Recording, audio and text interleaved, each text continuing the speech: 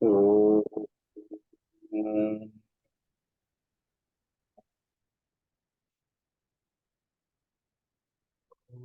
भूर्भुवः स्वः तत्सवितुर्वरेण्यं भर्गो देवस्य धीमहि यो यो न प्रचोदयात्। जी प्रणाम। देखिए आज हम लोग एक नए उपनिषद में प्रवेश कर रहे हैं और यह इस सेमेस्टर का अंतिम उपनिषद खंड है। चूंकि हम लोगों के लिए तंत्राचार में ये शैवाचार चल रहा था, तो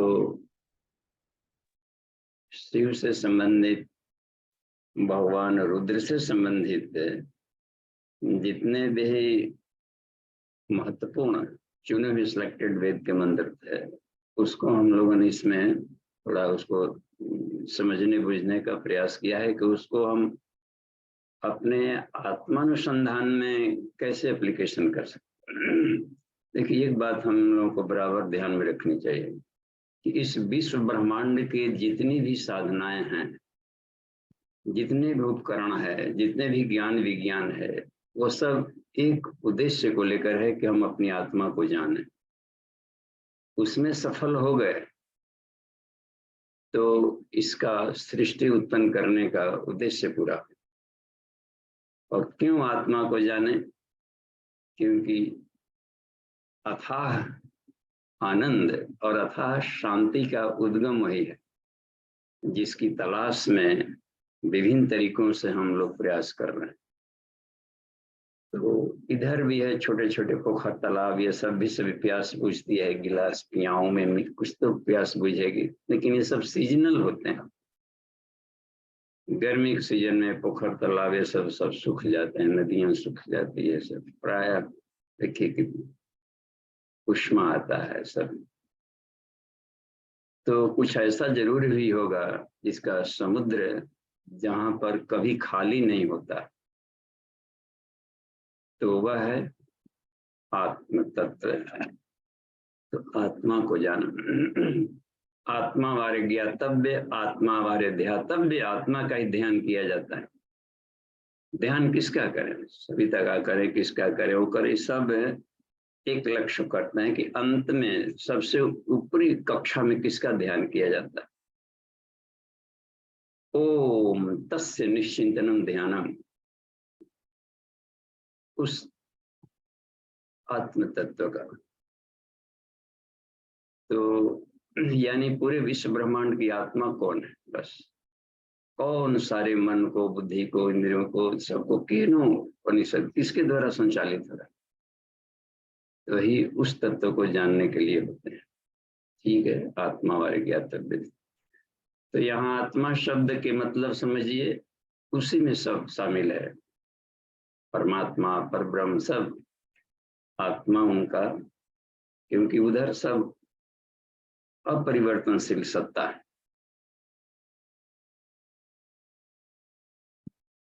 इसलिए सब आत्मसंज्ञक में आ जाते हैं। परिवर्तनशील सत्ता जहां से शुरू होती है वह है प्राण तत्व। बस सब प्राणम सृजत, परब्रह्म को इच्छा है कि एक से अनेक बने, तो पहला तत्व प्राण निकाला। प्राण एक तत्व है और वो मूल फंडामेंटल तत्व है जिसे सारी सृष्टि बनी है। बस, और वो सर्वव्यापी है,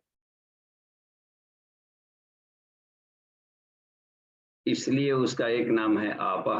बस। तो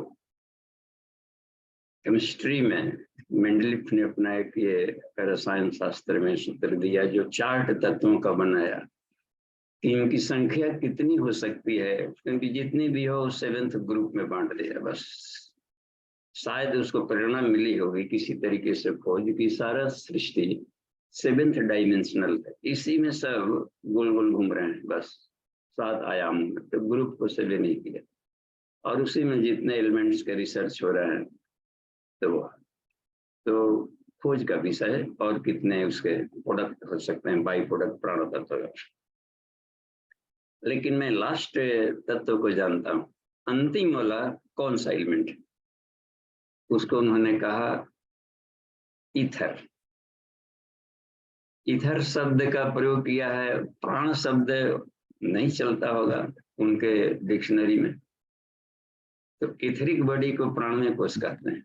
ईथर एक तो होता है वो ईथर जिसको सुंघा कर बेहोश किया जाता है, डाईथाइल ईथर, वो अलग नहीं।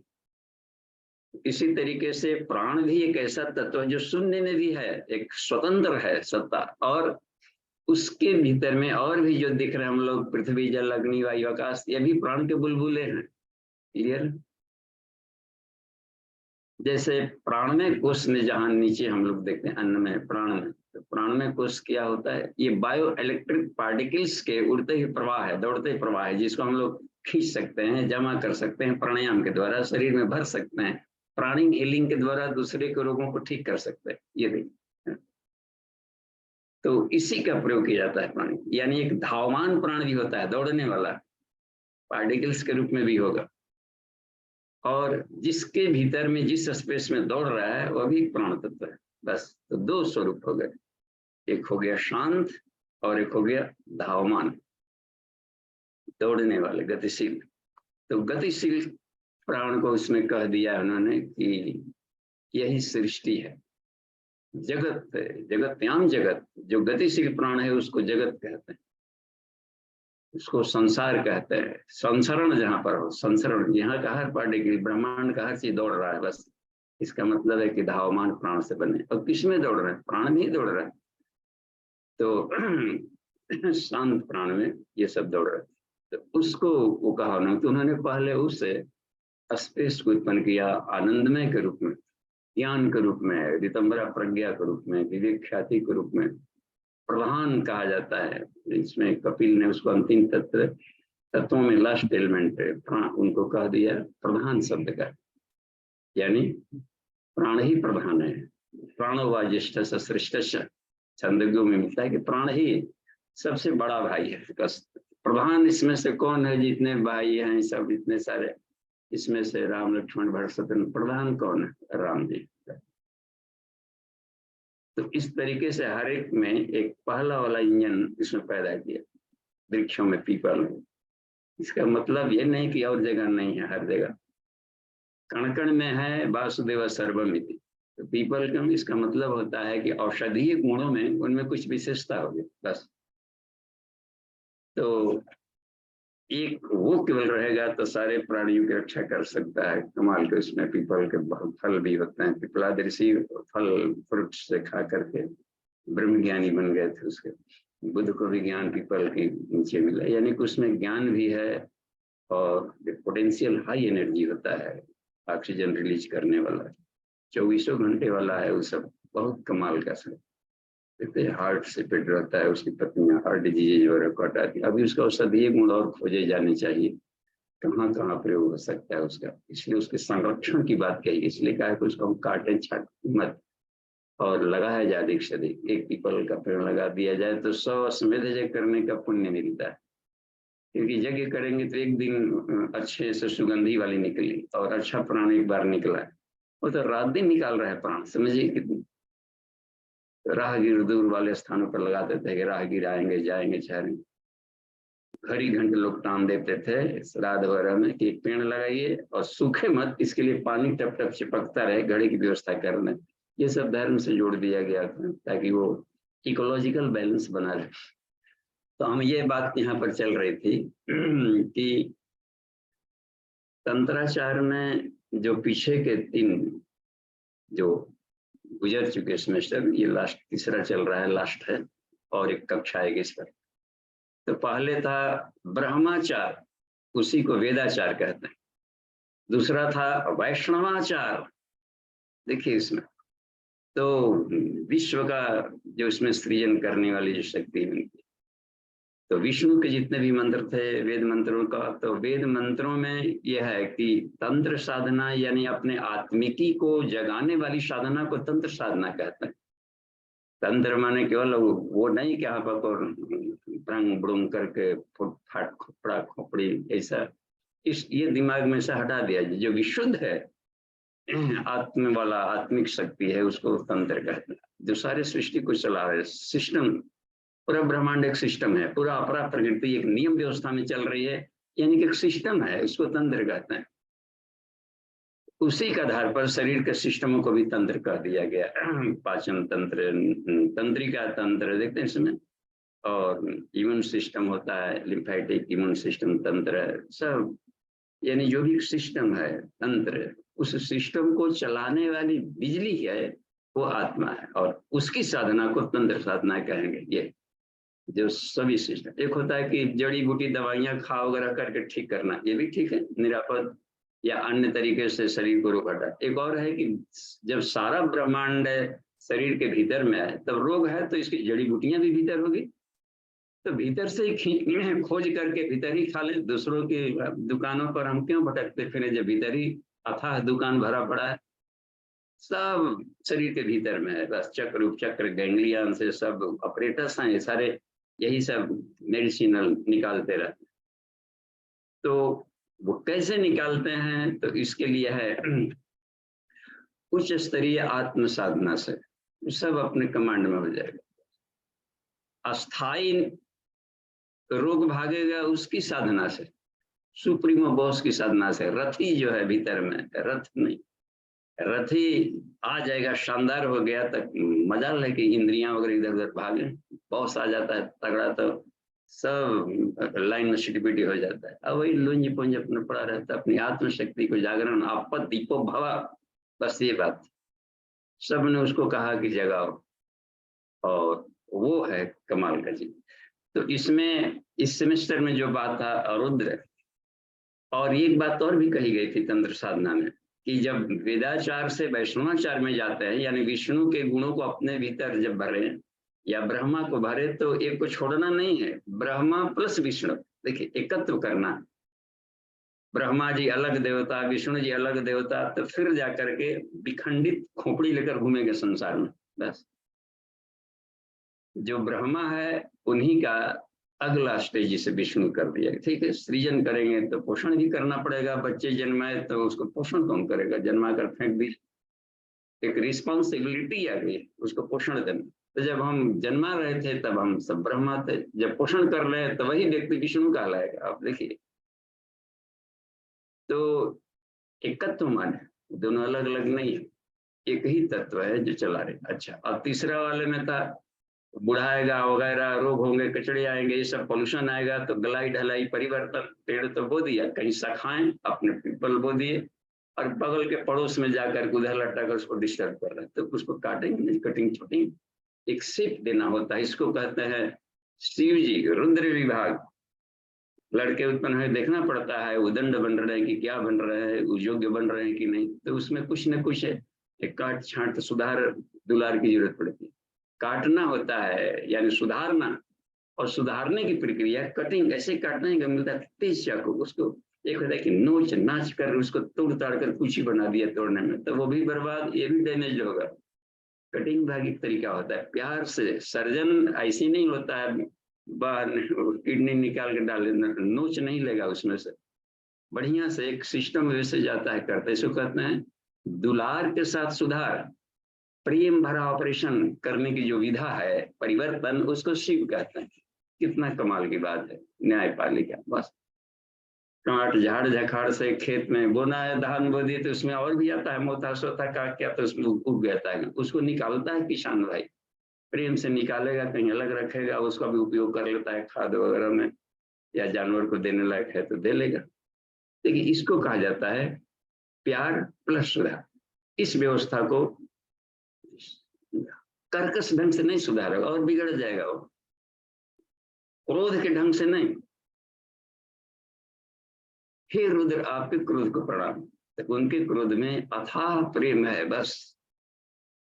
तो अपनापन वाला डांट एक अलग होता है, और एक होता है रुखड़ा वाला, ऐसा कि एकदम उसको ये करने, उसकी सत्ता ही समाप्त करने, वो बेचारा 10 दिन तक वो रोते ही रह गया। तो इसमें अब हम लोग देखेंगे कि ब्रह्मा प्लस विष्णु प्लस रुद्र, अब देखिए रुद्र कहा जाता है प्राण को, बस यजुर्वेद का 16वां अध्याय या रुद्र उसमें था, शतरुद्री पाठ, सब प्राण के ही, प्राण साइन प्राणी की एनर्जी। तो आज हम लोग ये देखेंगे कि यहाँ पर रुद्र हृदय, देखिए प्राण का केंद्र हृदय है, प्राण और अपान कहाँ रहता है? हृदय में रहता है। बस हम लोग श्वास खींचते हैं, माने कि बाहर से प्राण खींचा तो कहाँ तक जाएगा? हार्ट तक गया, बस फेफड़े में भरेगा, ये सब भरेगा, वहां पर ऑक्सीजन लेकर के प्राण आया है, बाहर का भी ये भी सब ले आया। तो अब यहाँ से यूटर्न लेगा, फिर निकलेगा यहाँ से, तो प्राण की गति बाहर से लेकर के और हृदय यहाँ से अपने, इसलिए कहा कि ये प्राण का आवागमन। तो ये वायु नामक ये जो प्राण है दौड़ने वाला, उसका है फेफड़े में गति, वो कहीं और नहीं, एयर ले लेगा फिर जहाँ तहाँ ब्लड में ऐसे चला गया, उसमें से केवल एक तत्व को एब्जॉर्ब करता है, जो ब्लड है जाया है हार्ट में गया, तो ब्लड क्या क्या करता है, जो ग्लोबिन है, हीमोग्लोबिन, तो वो ऑक्सीजन फिल्टर करके ऑक्सी हो जाएगा। देखिए लाल हो गया टनाका, उधर जा करके बांट देगा, सिलेंडर गैस सिलेंडर वाला आया, गैस भरा और ले जा करके हर बड़ी सेल में पहुंचा दिया, रसोई घर में, सब रसोई हो रहा है शरीर में, और वहां से खाली वाला ले आए तो नीला दिखाई पड़ता है उधर से नसों में, फिर जाए हार्ट में। तो ये वाला सिस्टम से एक अलग ढंग से वो साइकिलिक है, लेकिन अपना वाला एरिया यहीं तक आएगा जो वायु वाला है, बस। तो प्राण उसमें से खींचा, और नाग उसका जो मित्र है वो बॉडी सिस्टम में जीवनी शक्ति को फैला, जीवनी शक्ति को खींचना हवा के माध्यम से, और उस जीवनी शक्ति को पूरी बॉडी में फेंकना। देखिए ये कमाल की बात। भोजन के माध्यम से भी जीवनी शक्ति को लाएगा, वो जाएगा पेट तक, उसके रास्ते अलग नहीं। देखिए उसको नली के माध्यम से वो पेट में गया, और वहां नाभि चक्र वाला एरिया उसको कर रहा है, खींच रहा है, उसको निचोड़ रहा है, रस निकाल कर उस रस को हर जगह फेंक रहा है। अलग अलग तरीका है, प्राण हर एक में घुले हुए हैं। देखिए इसमें पृथ्वी में भी है, और उसको देखिए पाचन प्रणाली का, जल में भी है, वो जल जाकर के भीतर में जा रहा है, पूरे हर बड़ी सेल्स में जा रहा है, शरीर में से जाकर, और उसका फिल्ट्रेशन, एक होता है विसर्जन तंत्र है यूरोजेनाइटल, उधर से अपना सब निकाल रहा है। एक साइक्लिक व्यवस्था प्राणों की चल रही शरीर में। तो इसको कैरिएशन को, तो हम लोग देवी देवताओं के नाम से जो मूर्तियां बनी रहती है, तो इसमें जो अपरिपक्व मस्तिष्क वाले साधक होता है बाल, वो इसी को भगवान जी मान करके इतने ही तक अपनी यात्रा को सिमट डालते हैं। इसलिए आचार्य की ड्यूटी बनती है कि जब ये श्रद्धा बढ़ाने भर के लिए था, उसके मनोभूमि के आधार पर अगली कक्षा में उसके ले जानी है। कहीं द्वैत भाव, अलग अलग मत संप्रदाय मत बना ले, हम शैव मत वाले, विष्णु मत वाले, दोनों आपस में लड़ने मत लगे, एकत्व को खत्म करा। हम राम मत वाले, हम शिव पूजा, तो दोनों ने तुम मिलाने का काम कर दिया मानसकार ने। जो राम को नहीं पूजता है हम हमारा भक्त नहीं बन, जो शिव को नहीं पूजता हमारा भक्त नहीं बन। तो ये वाला ज्ञान एकत्व का ज्ञान है। बस जब एक ही ईश्वर है तो हजार हजार भगवान कहाँ से हो गए? तो ये हजार जो बनते हैं सब्जेक्ट होते हैं, सब्जेक्ट को देवता कहा गया। बस सब्जेक्ट माने देवता। जितने मंत्र है कुछ न कुछ उसका विषय होगा, क्या लाभ देगा इस मंत्र साधना, उस सब्जेक्ट को देवता कहेंगे। वो क्या देगा हमें, ये तुलसी कौन कौन से रोगों को हटाएगी, तो इसका देवता ये हो जाएगा। बस तो ये होता है। सूर्य देवता है, क्या देता है? प्रेरणा देता है। शुक्र देवता है, पूजा करता है शुक्र ग्रह का, क्या देता है? संयम की शक्ति देता है। बस शनि देवता है, क्या? तप तितिक्षा, तितिक्षा करो, तपस्वी, तप में जीवन जीवे, दुख कष्ट में को सहने की आदत डाले, सहर्ष। तो ये सब सब्जेक्ट हैं, इसलिए देवता कहलाता है अलग अलग। जैसे कि विज्ञान एक सब्जेक्ट है, कॉमर्स सब्जेक्ट हो जाता है, होटल मैनेजमेंट, बिजनेस में सारे सब्जेक्ट बन गए अलग अलग, ये सारे देवता बन गए। तो इनकी स्टूडेंट है, कोई इसकी साधना कर रहा है तो भी देवता की पूजा करे, उनका सब्जेक्ट है वो, उनका देवता वो हो गया। साइंस वालों के देवता साइंस, आर्ट्स वालों के, संगीत वालों के जो है उनका देवता संगीत हो जाएगा। अपना चैतन्य परंपरा के साधक हैं। और ये सारे विषय आत्मा को जानने के लिए बने हैं। दो, जीवन को आनंद में बिताया जाए, एक काम उसको कहते हैं भोग। जीवन को आनंद में बिताने के लिए भी इसका लाभ लिया जाए, प्लस आत्मा को जानने में भी लाभ लिया जाए कि आनंद खंडित न हो जाए शरीर छोड़ने के साथ में, वो रहे ट्रेवलर्स चेक की तरह जाए, अथाह साथ में बना रहे।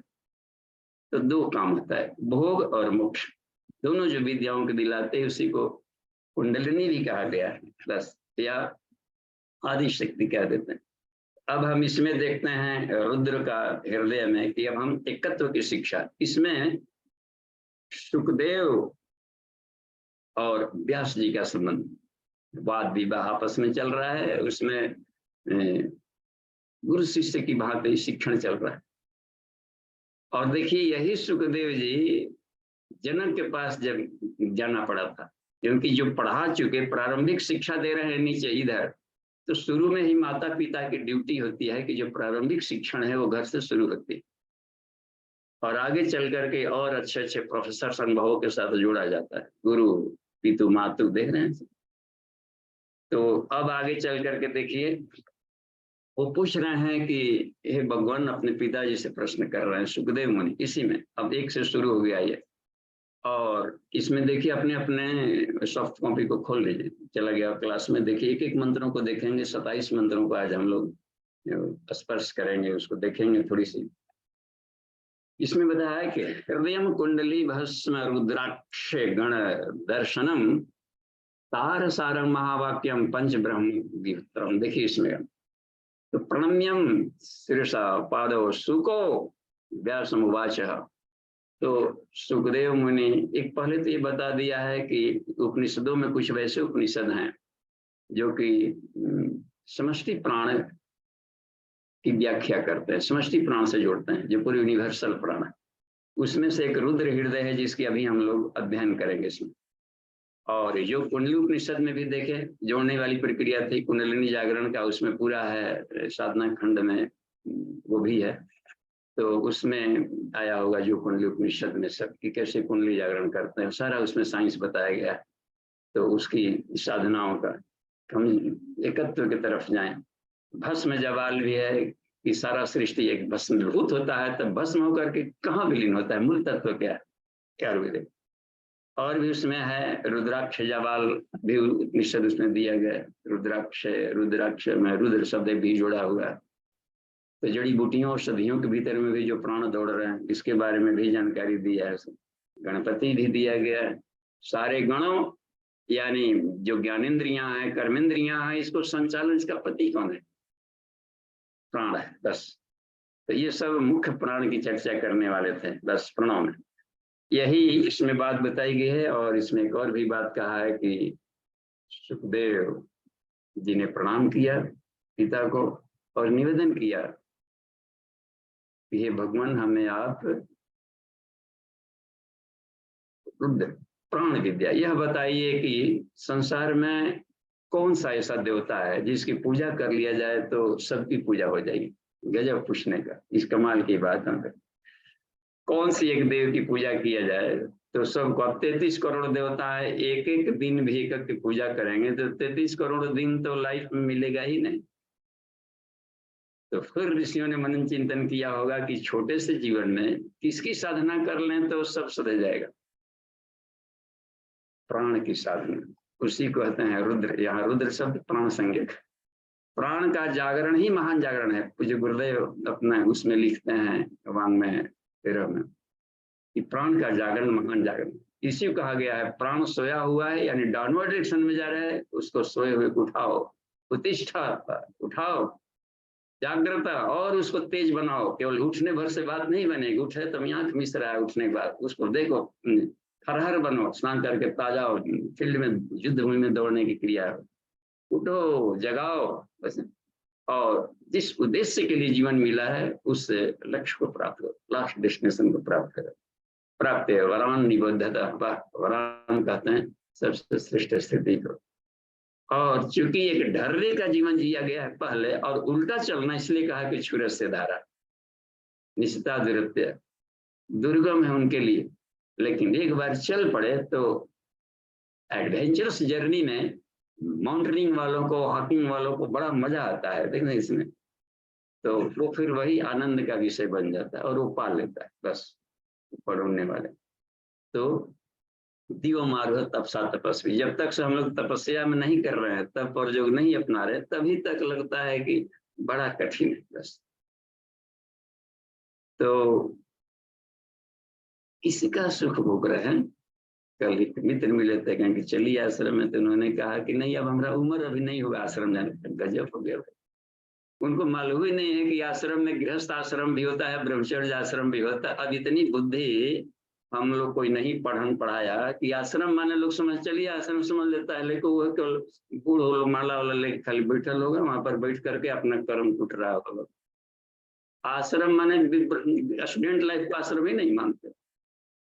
और उस एक जीवन का एक फेज होता है। गृहस्थ आश्रम में तो सब रहेंगे, बच्चे रहेंगे, वो रहेंगे, गोद वाले, प्रेग्नेंट महिलाएं, सब भी रहता है। ये सब आश्रम व्यवस्था है। तो हर चीज इन दिनों गजब का हो गया, डिक्शनरियां आउटडेटेड होती चली जा रही।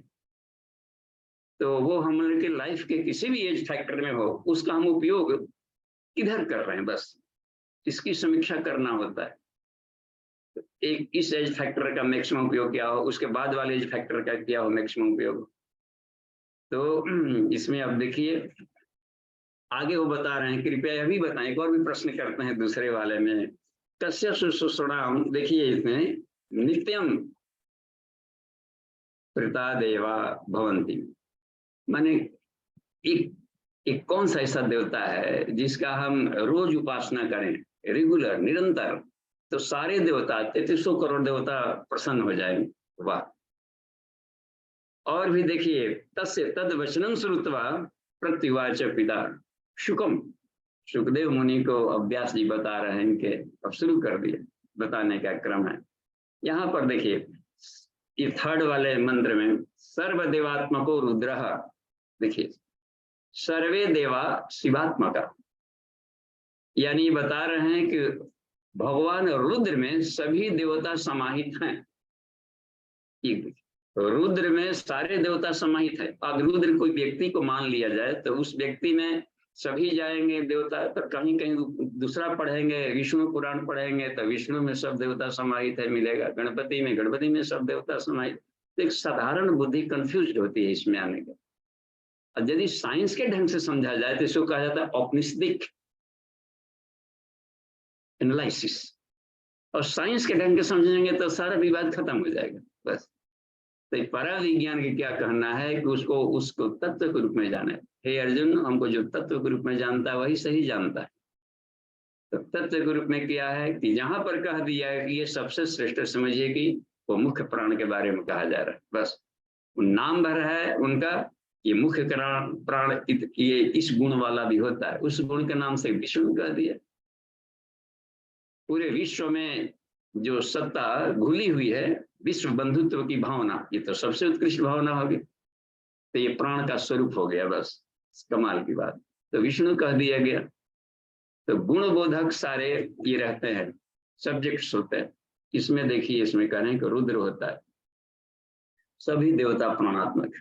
छांदोग्यों में एक बात देखिए मिली थी, छांदोग्यों में और बृहदारण्यक में भी था, हम लोग को स्टडी में मिला था उसमें, कि शरीर में सारे देवताओं ने एक बार मीटिंग किया। देवता माने आंख देवता है, चक्षु देवता देखने वाली शक्ति, श्रोतेंद्रिय होता है अपना कान देखते, उसमें स्वादेंद्रिय, तो ये सब मिल करके तो है। और वाक शक्ति तेवाड़ी, ये सब हाथ पांव, ये सब मिल करके दसों, तो ये मीटिंग कर रहे थे कि हम लोगों में अच्छा सीनियर मोस्ट कौन है, ये बताइए कि हम सब लोगों में सबसे बॉस कौन है, मुख्य नेता किसको चुना जाए। तो सब आपस में लड़ने लगे कि हम आंख न रहेंगे तो देखिए आदमी का जीवन ही खराब हो जाएगा, जी नहीं पाएगा। तो उसमें प्राण इसके जो थे वो सब सुन रहे थे इनको, कहा कि देखिए आप लोग विवाद न करें, एक उपाय बताते हैं। ऐसा करिए कि आप लोग शरीर से बारी बारी से छोड़ के निकलिए और 1 साल बाद आइएगा। यदि नहीं मरा, इसका मतलब कि आप मेन हीरो नहीं। आंख वाले चक्षुर ने गया, आदमी अंधा हो गया, फिर भी 1 साल बाद आके देखा कि मरा कि नहीं, तो नहीं मरा। ये तो वो उपनिषद की बात है। ये गजब के इसमें रूपक रूप में समझाते हैं लोग और सबको समझ में। तो पूछा कि क्यों नहीं मरा, हम तो नहीं थे, हम कैसे मरेंगे, हम तो ऐसे ही जी लिए जैसे अंधे लोग जीते हैं, वो भी कहाँ मर जाता है जिनकी आंखें नहीं। सूरदास को तो फुर्ता ही मर जाना चाहिए था, और उल्टा उल्टे भगवान बन गया, देखिए कमाल गया। तो इसमें एक रह गई, तो बाद में कान वाले भी गया, तो भी 1 साल बाद भैरव की तरह जी लिया आराम से। तो सबने भागा, कहा कि ठीक है, तो इसका मतलब है कि आप लोग मेन हीरो नहीं।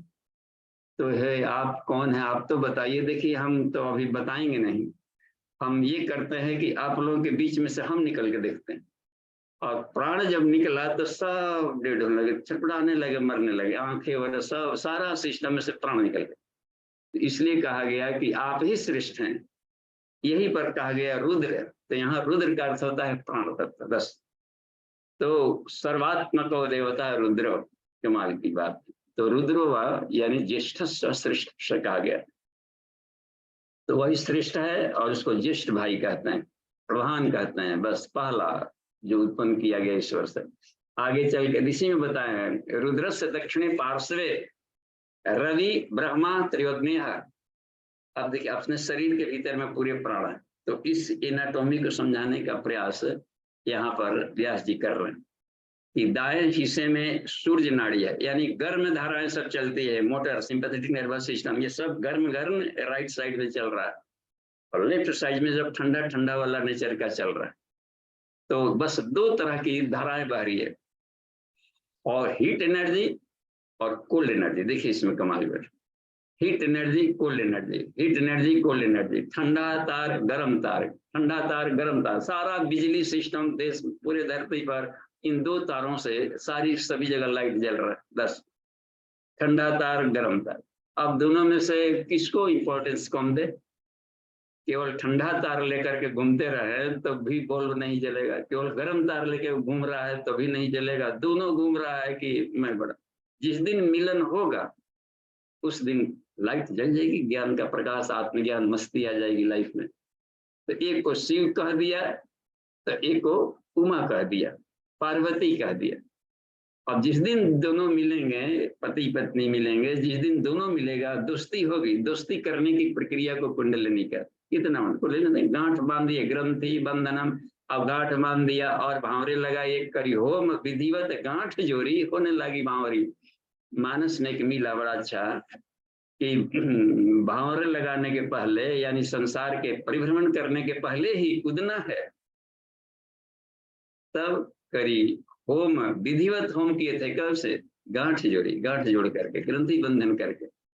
तो दोनों जहां भी ज्ञान और बल साथ में रहेगा, तहां पर क्रियाएं बढ़िया होगी। क्रिया के साथ भावना, क्रिया को कह दिया जाता है इसमें और भावना को जोड़ दिया जाता है इसमें, चिंतन को पुरुष तत्व से जोड़ दिया जाता है।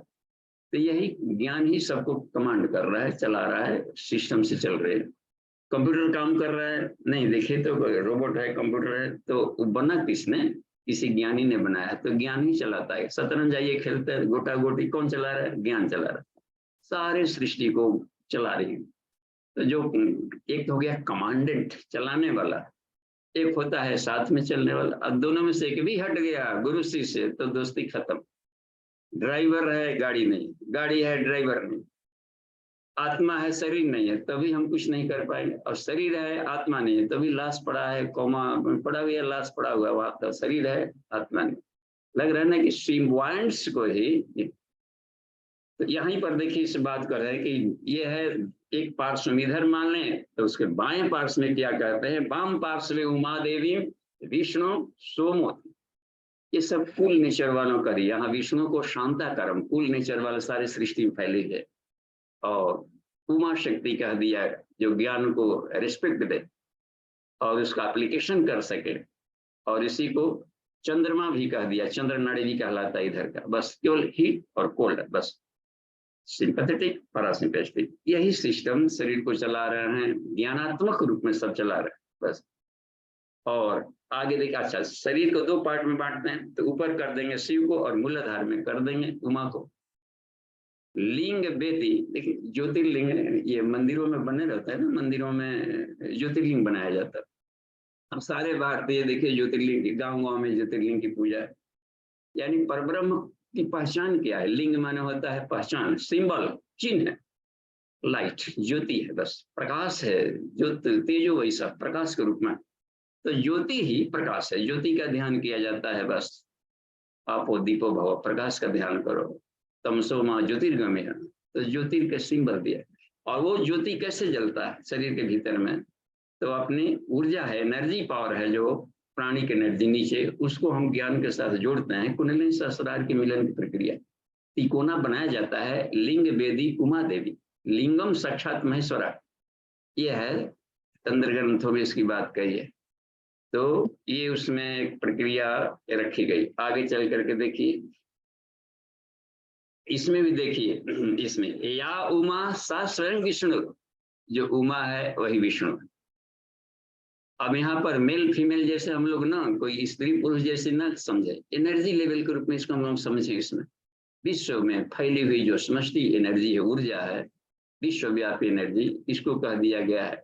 और स ही चंद्रमा, वही है रिसीवर होता है, सूर्य की किरणों से चंद्रमा अपना रिफ्लेक्शन देता है। तो ये दोनों मिलकर के सृष्टि चला रहे। ये नमस्ते गोविंदम ते नमस्ते शंकरम। अब देखिए यहाँ पर भी द्वैत भावना हो कि शिव जी अलग थे, कृष्ण भगवान अलग थे, ये सब इसमें कथानक में तो अच्छा रोचक दिखा दिया जाता है कि शिव जी गए हैं मिलने के लिए और धुनी रमा लिए हैं, नहीं जसोदा मिलने दे रही है, तो कोई उपाय नहीं मिल रहा है। तो कृष्ण भगवान रोना शुरू कर देते हैं। अब वो रुलाई कहाँ चुप हो गई, अब शिव जी के गोद में होगी। तो इसका कहने का मतलब है कि हम अभेदत्व ज्ञान को प्राप्त करें, बस। तो यहाँ पर भी देखिए, ये अर्चयंती हरिम भक्त्याम ते अर्चयंती वृषध्वजम, जो विष्णु की पूजा कर रहे हैं तो समझिए कि शिव जी की पूजा कर रहे हैं, वृषध्वजम।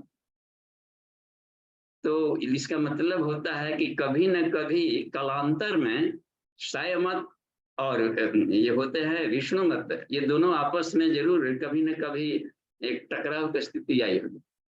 तो एकत्व में लाने के लिए ही ऋषिगण इन दुर्लभ उपनिषद ही ले आता है एकांत वेदांत, जहाँ तर्कों का अंत हो जाए, सारे ज्ञानों का जहाँ अंत होता है, वेदांत कहते हैं उपनिषद का।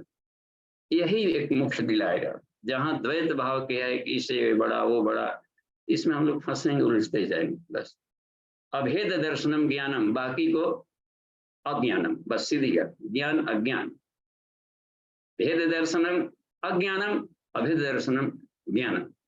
सारे संसार की परिवर्तनशील वस्तुओं में एक ही अपरिवर्तनशील चैतन्य सत्ता दौड़ रही है, इसके साक्षात्कार परक अनुभव को ज्ञान कहते हैं।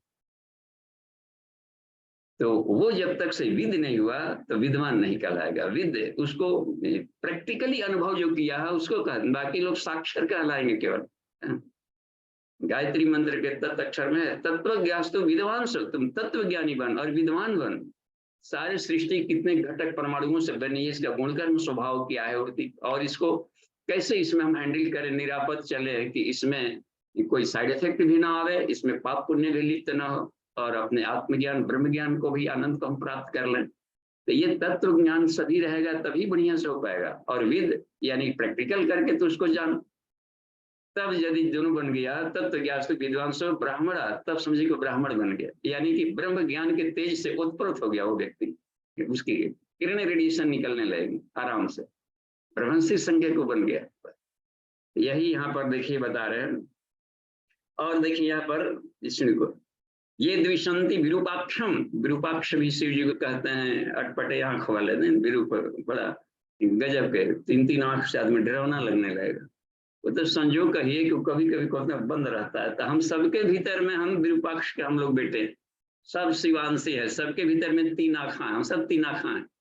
गायत्री माता त्रिनेत्रा कहलाते हैं, बस। तो तीसरा नेत्र को थर्ड आई कहा जाता है, जो भीतर में है एक तीसरा नेत्र, विवेक दृष्टि। शरीर में एक पार्ट है पिनियल ग्लैंड, जिसको वैज्ञानिकों ने थर्ड आई का पॉइंट कहा कि शायद उसमें भी चूंकि एक लिक्विड मिला है, ऐसे ही पाइन सिपिड है, वो उसका वो लिक्विड और इस आंख के लिक्विड में समानता है। और वो ठीक यहाँ ललाट के सीध में कोई सुई पतला सा सीख ले जाए तो दोनों ये मांग फराई की तरह दो ब्रेन उसमें जाकर सीधे जाकर टच करता है उसी में, इसलिए यहीं से दिखाया जाता है खोला नेत्र। यानी विवेक की दृष्टि से देखेंगे तो सेक्स एनर्जी रूपांतरित हो जाएगी, ट्रांसम्यूट हो जाएगी। इसलिए कामदेव को भस्म किया था तीसरा नेत्र से। तीसरा नेत्र का मतलब नहीं कुछ जला देना, काम देवता है, कभी नहीं जलेगा। यदि काम ही जल गया तो बच्चे कहाँ से पैदा होंगे, फिर सृष्टि ही की सारी व्यवस्था डब डब गड़बड़ ठप हो जाएगी, इंजॉय आनंद सब खत्म हो जाएगा लाइफ से। जलाने का मतलब होता है कि ज्ञान के नेत्रों के द्वारा, यानी कि उसके हम आत्मज्ञान के द्वारा उसको हम रूपांतरित करें। ट्रांसम्यूटेशन ऑफ सेक्स एनर्जी को कहा जाता है कामदेव को भस्म करना, यानी उद्दंडता उच्छृंखलता को रूपांतरित कर दिया अपने जीवन को संवारने में, करियर बनाने में, ओज तेज बढ़ाने में। ये शैली बनी, वो तो अमर बन गए बस। तो इसमें एक रह गई, तो जो विरूपाक्ष से यानी शिव जी से द्वेष करते हैं, ते द्विषंति जनार्दनम, वो भगवान विष्णु से यानी पूरे विश्व से ही वो द्वेष कर दिया। विष्णु से द्वेष करने का मतलब पूरे विश्व से द्वेष कर लिया, क्योंकि पूरा विश्व प्राणों के भीतर में तैर रहा है, प्राणों में है, और प्राण से ही जिनको ये बन गई।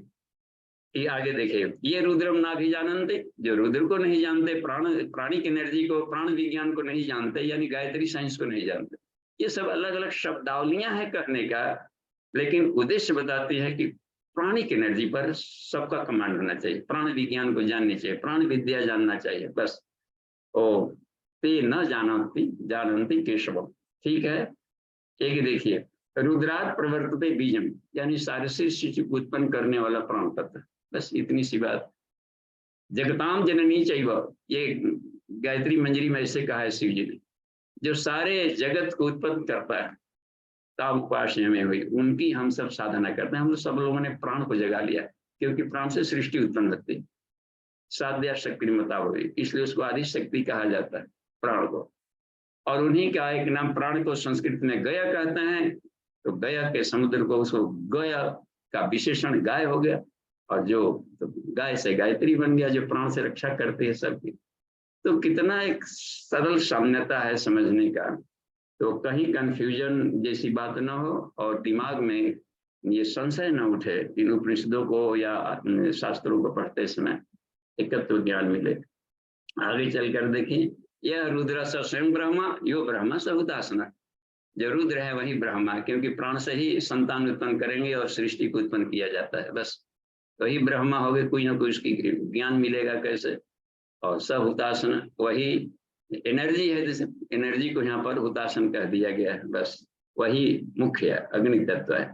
आगे देखिए, ब्रह्मा विष्णुमय और रुद्र, ये और भी कमाल की बात, तीनों को एक साथ मिलाया, यानी वेदाचार, ब्रह्माचार प्लस विष्णुमाचार, ये सब प्लस रुद्राचार, तीनों को किसी को न छोड़े, तभी जाकर बात बनती रहेगी। तो जो ब्रह्मा और विष्णु ये दोनों है रुद्र स्वरूप है, यानी दोनों प्राणिक एनर्जी के स्वरूप है बस, प्राण विद्याएं हैं दोनों।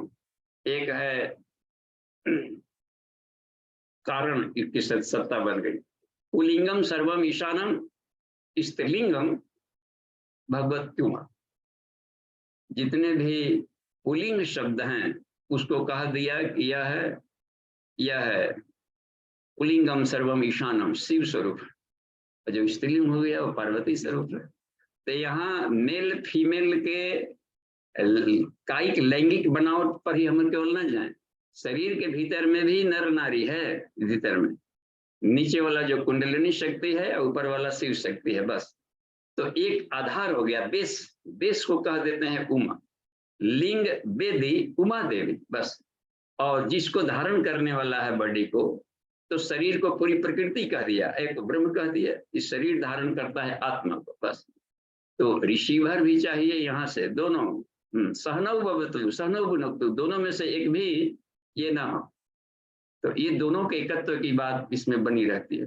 तो केवल अब गुरु जी ज्ञान मिल गया, अब ज्ञान का उपयोग क्या, जब शिष्य ही ना, तो शिष्य के हवन कुंड में ये आहुति डालेगा गुरु बस। सब जगह की यज्ञ प्रणाली चल रही, ऊपर आ गया, श्रद्धा डालेंगे तो उधर से कुछ ना कुछ रिजल्ट मिलेगा, सोम उत्पत्ति। अब सोम हो गया वीर, और वीर कहाँ डालेगा जबकि पृथ्वी ही ना हो, कहाँ गिरेगा, कुछ तो रोकने वाला रहे। तो पृथ्वी को वेदी कह दिया गया, इसको योनि कह देते हैं, योनि। और उसमें ऊपर से बीज डाला, वर्षा की वर्षा हो रही है, बीजपात हो रहा है, और इसके योनि में पृथ्वी में उसको धारण कर हवन कुंड बन गया। तो वृक्ष वनस्पति, यहाँ पेड़ पौधे जीव जंतु निकले ना मालूम। और वृक्ष वनस्पतियां देखिए, हाँ हवन हो रहा है, इसके फल फूल, उसका बच्चा निकल गया तो मुख पेट में डाला जाए, ये हवन कुंड बन गया। बड़ी वैश्वानर, इसमें हवन कुंड चल रहा है, यज्ञ चल रहा है। यज्ञ विश्वस्य भुवनस्य नाभि, सारा सृष्टि यज्ञ में है, क्रिया से एक आहुतियां चल रही है हर जगह। इसमें से भी खा पी लिए तो बीज उत्पन्न हुआ, तो इसको भी धारण करने के लिए कहीं तक गर्भावस्था की व्यवस्था हो। तो जो कैपेसिटेंस है, जो धारक बैटरी, उस धारक को कह दिया गया है कि वो उमा है। बस बेस आधार ही ना हो तो कहाँ लैंड करे। तो कहिए कि जो सारे पुरुषों का आधार बनता है, तुम्हें वो माता ईश्वर ही सारे सृष्टि का आधार है बस। और सबको अपने में मिलाता है, हवन भी कर लेता है, धारण कर लेता है। तो इसके लिए हम लोग अगले वाली चूंकि सेमेस्टर आएगा वो दक्षिणाचार आएगा, नर नारी में अभेद दृष्टि देखने वाला है। इसमें देखते हैं नर और नारी एक समान, उसमें एक नारा लगवाया था गुरु जी ने, मानव मात्र एक समान, नर और नारी एक समान। तो ये बात सरल समझ में नहीं आएगी जल्दी। इसका मतलब है कि कोई प्राण का उपासक ऐसा बोल रहा है, कोई प्राणर्षि बोल रहा है ऐसा करने के लिए, ब्रह्मर्षि बोल रहा है ऐसी बात। इसका मतलब होता है कि प्राण तभी होगा जबकि दोनों का गुंफन होता है, जड़ चेतन के मिश्रण होंगे। आगे चल करके देखते हैं, समय भी हम देखते चले, ठीक है। उमा रुद्रात्मिका सर्वा प्रजा स्थावर जंगमा, जो भी जड़ चेतन सृष्टि हम लोग देख रहे हैं तो वह सब शिव और शक्ति का मिलन है। बस शिव शक्ति है, यानी ऊर्जा है और उसमें ज्ञान है गुला। ज्ञानात्मक ऊर्जा को ही पूज्य गुरुदेव ने आज के वैज्ञानिकों के द्वारा जो क्वांटा शब्द खोजा गया है, कहा वो प्राण है, और प्राण को अर्धनारीश्वर कहते हैं। उन्होंने सिर्फ प्राण को ही केवल दो भाग किया, एक दौड़ने वाला और एक अस्थिर रह गया, तो उसको डिवल नेचर कह दिया। गुरुदेव ने उसको एक ही तत्व मान लिया, ठीक है। और वो सिर्फ ऊर्जा भर नहीं, इसमें ज्ञान घुला हुआ है, वाह, ज्ञानात्मक ऊर्जा है। तो सारा सृष्टि ज्ञानात्मक ऊर्जा से बनी है, प्राण से बनी है। तो यही कह देते हैं कि यहाँ पर जाकर देखिए कितना बढ़िया से, उमा रुद्रात्मिका सर्वा प्रजा स्थावर जंगमा, जो भी जड़ चेतन बनी है सृष्टि वो तभी बनेगी जब प्राण में दोनों मिले रहते हैं, परा अपरा। हे अर्जुन, मेरी प्रकृति नेचर दो प्रकार की, परा अपरा, जड़ चेतन, बस ये करना है। आगे चलकर देखिए इसमें व्यक्तम सर्वम उमा रूपम, वाह। अब व्यक्तम तो महेश्वर, जो व्यक्त है दिख रहा है उसको हम लोग उमा माने, साकार को उमा मान लिया, और निराकार को कहा दिया कि जो अव्यक्त है नहीं दिख रहा है उसको शिव मान लिया। अब उसमें ये विवाद नहीं चलना चाहिए, आप साकार मानते हैं कि निराकार मानते हैं, हम दोनों मानते हैं, काम खत्म। अब कहा है विवाद में खड़ा, इसको ना मानेंगे तो फिर संसार जड़ होगा। शक्ति के बिना शिव भी 100 बन गए, वो भी कुछ काम नहीं कर सकते। तो मिलन है, गुंफन है। अच्छा, कोई सिक्का दे, आप ऊपरी वाला को मानते हैं कि निचला मानते हैं? अब दोनों मिलेगा तभी सिक्का बनेगा रात दिन। तो ये है सारा का सारा सृष्टि बनने का, बस एकत्व मानते हैं।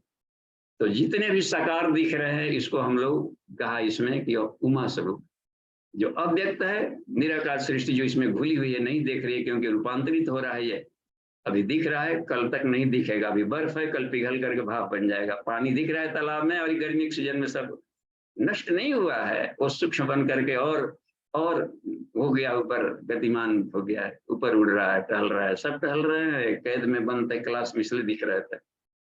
तो ये देखिए कितना सरल है। आगे चल करके आत्मनम उमा शंकर योगो स योगो विष्णु चिते, शिव और शक्ति का मिलन करेंगे तो विश्व की उत्पत्ति होती है। बस इसलिए कहा कि उमा और शिव और शक्ति को मिलाएंगे तो विष्णु उत्पन्न हो जाएगा। यहाँ विष्णु का मतलब होता है पूरा विश्व सृष्टि उत्पन्न होता है, ये कहने का। तो हम लोग ये व्यक्तिवाची संज्ञाओं में जोड़ करके देखेंगे तो माइंड कंफ्यूज होगा। प्योर साइंटिफिक वे में उसको हम लोग देखेंगे तो कहीं पर कोई विवाद नहीं, और बिल्कुल इसको बोलते हैं परा विज्ञान, जो इस विज्ञान को दिखाता है। आगे चल कर देखिए, यस्तु तस्मै नमस्कारम उर्यात भक्ति समन्विता, जो उसको भक्ति पूर्वक समन्वित भाव से, भक्ति भाव से विष्णु पूजा करता है, वो तीनों को समझेगा। आत्मा, अंतरात्मा, परमात्मा, एक तो शरीरों के भीतर में है, इसको आत्मा मान लेते, एक है तो पूरे सृष्टि के भीतर में घुली हुई है, उसको भी अंतरात्मा मान सकते हैं। परमात्मा कह लिया कि जो इन सबका कंट्रोलर मान लिया। इसी तरीके से इसमें विवेचन कर दिया गया।